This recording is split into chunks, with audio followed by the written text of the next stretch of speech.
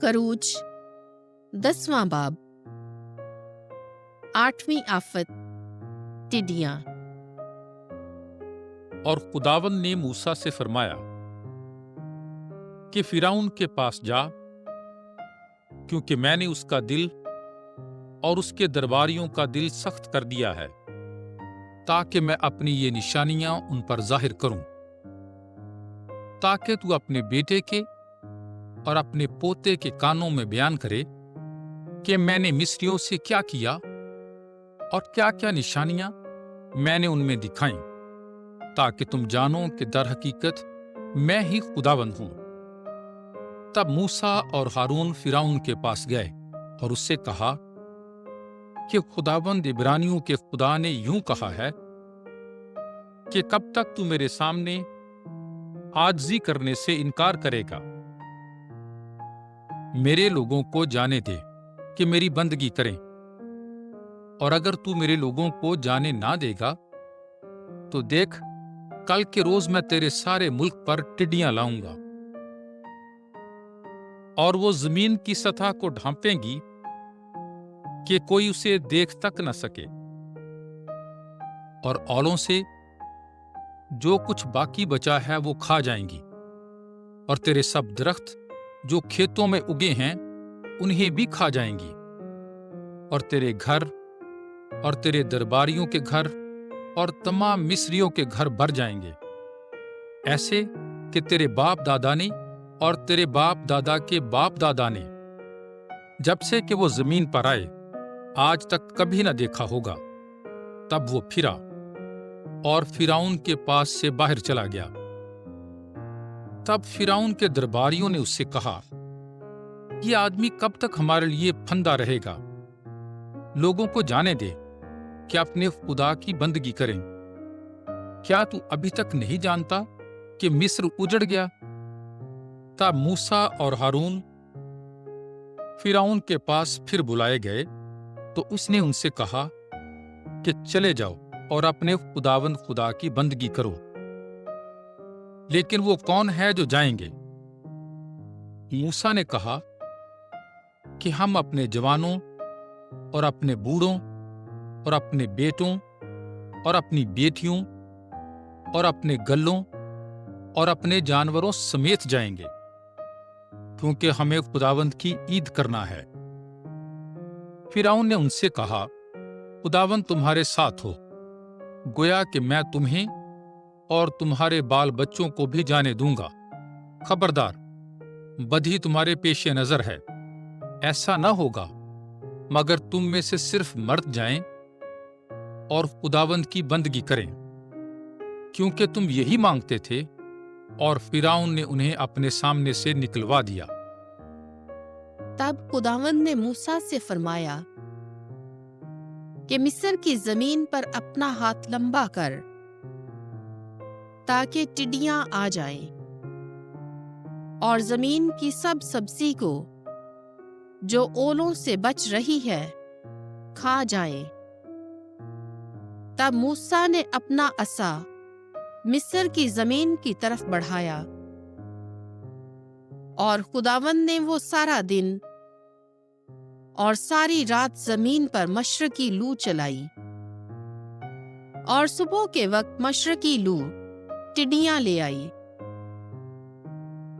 और मिस्र के सारे मुल्क पर टिड्डियां चढ़ आई और उसकी तमाम अतराफ पर बेशुमार बैठ गईं, ऐसे कि उससे पहले कभी ऐसी टिड्डियां ना आई थी और ना बाद उसके आएंगी।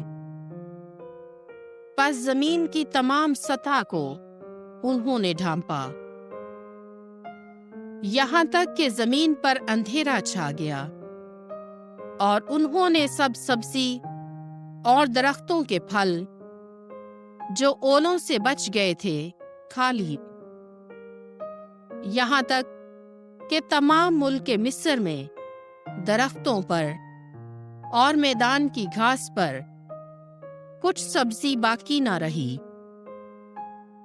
तब फिरौन ने जल्दी से मूसा और हारून को बुलाया और कहा, बेशक मैंने खुदावंद तुम्हारे खुदा का और तुम्हारा गुनाह किया है, और अब इस दफा भी मेरा गुनाह मुआफ करो, और खुदावंद अपने खुदा के पास शफात करो कि ये हलाकत मुझसे दूर करे। बस वो फिरौन के पास से बाहर गया और खुदावंद के पास शफात की।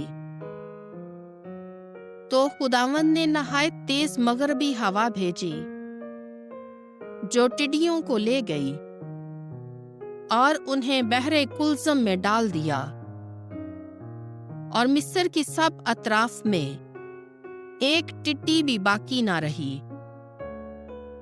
और खुदावंद ने फिरौन के दिल को सख्त किया, तो उसने बनी इस्राएल को जाने ना दिया।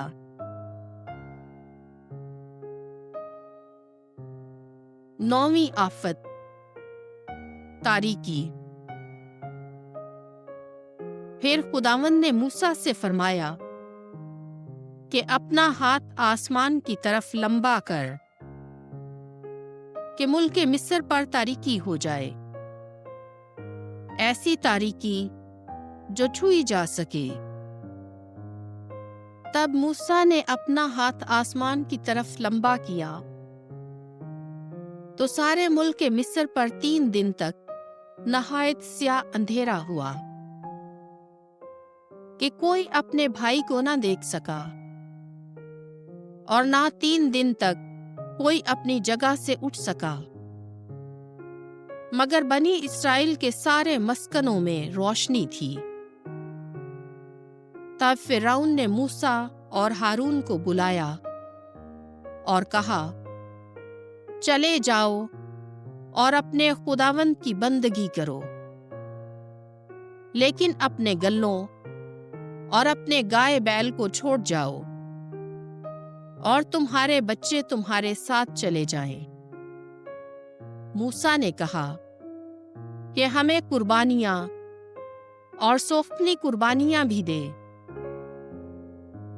ताकि हम उन्हें खुदावंद अपने खुदा के आगे गुजराने,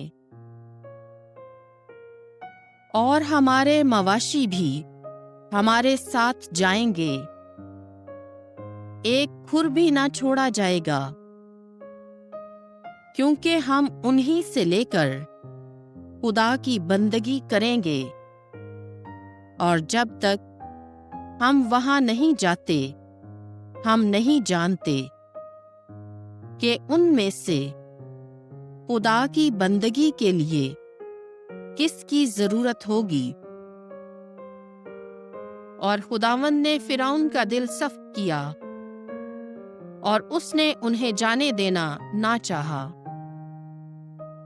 तब उससे फिरौन ने कहा, मेरे सामने से चला जा, और खबरदार फिर आकर तू मेरा मुंह ना देखना, क्योंकि जिस दिन तू मेरे मुंह पर नजर करेगा कत्ल किया जाएगा।